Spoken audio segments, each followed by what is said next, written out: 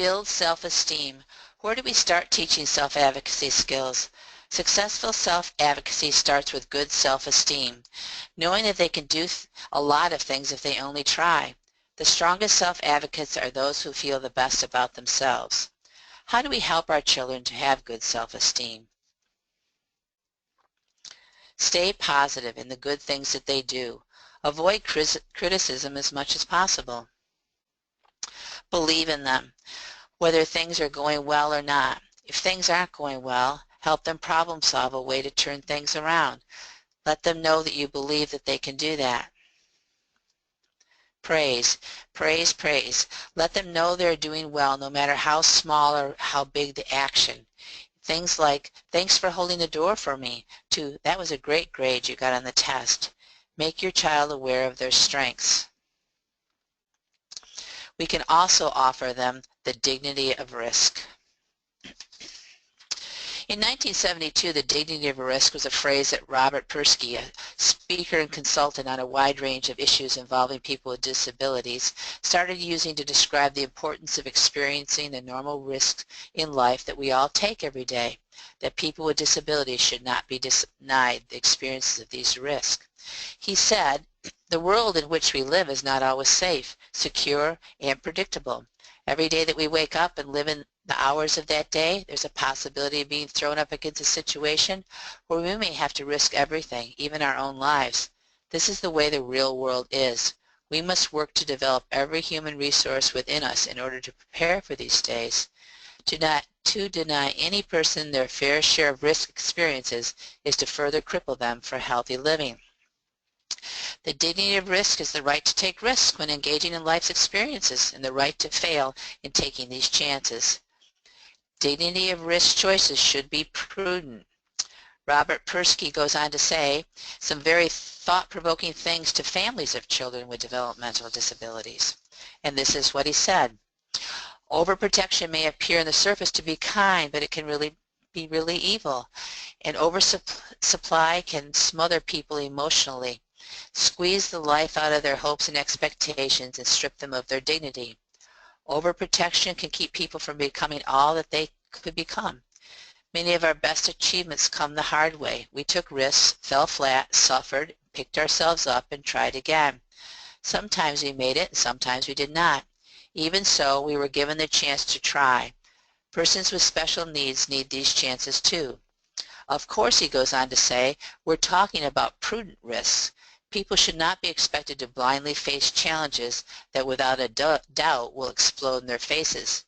Knowing which chances are prudent and which are not, this is a new skill that needs to be acquired.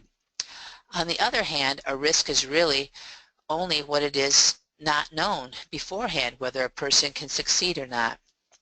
And then he goes on to say the real world is not always safe and secure and predictable.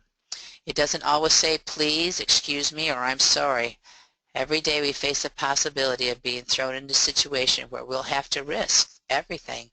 In the past, we found clear ways to build avoidance of risk into the lives of persons with disabilities. Now, he says, we must work equally hard to help find the proper amount of risk these people have the right to take. We have heard that there can be healthy development in risk-taking, and there can be crippling indignity in safety. People with and without disabilities need a wide range of experiences to learn from and build on to develop skills. How do you give your child the opportunity to experience the dignity of risk? The dignity of risk has a huge range of possibilities. For my son, the range is from having the opportunity and encouragement to climb a 30-foot tower and rappel down it to just fixing his own breakfast with no support in the morning. My son has a mobility and balance issues and wears AFOs on both legs, but he wanted to try and climb that tower and rappel down the wall. The risk was prudent by having a harness on, a helmet on, and a coach supporting him. The possibility of his feet slipping, hanging by his harness, and banging himself against the wall were there, but the danger of falling 30 feet was not there. This was the same risk all the kids without disabilities were taking. Some walked away banged up and some didn't. Some were afraid to try.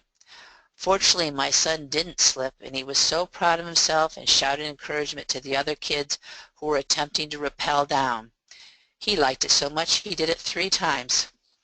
How do we provide opportunities to develop a sense of accomplishment that our children want and need, but not serious, that will not create serious danger for them? Sometimes parents will need to have to explore this. Speak with others who may have experiences in a certain activity your child wants to do. Be creative and see if there's a way to make the opportunity happen for your child. Dignity of risk can be as big as rappelling down a wall to something small like learning to pour your own glass of milk or to crack an egg. Anything that gives the child a sense of accomplishment and say, "I did it," is an experience with the dignity of risk.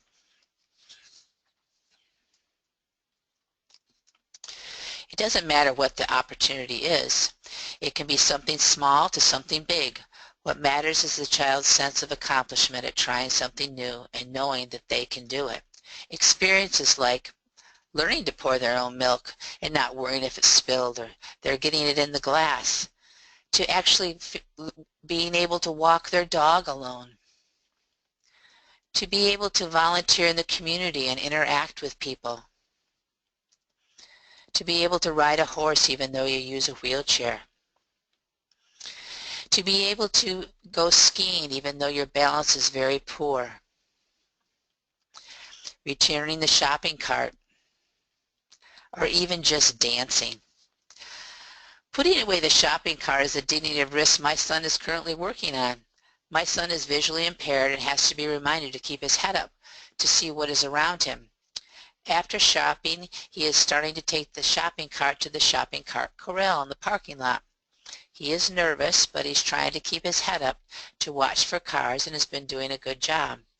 He is always proud of himself when he comes back to the car and says, "Did it!" To be prudent about his safety because of his visual impairment, I don't park too far away from the shopping cart corral or go shopping at busy times. As his skills progress, my distance will also.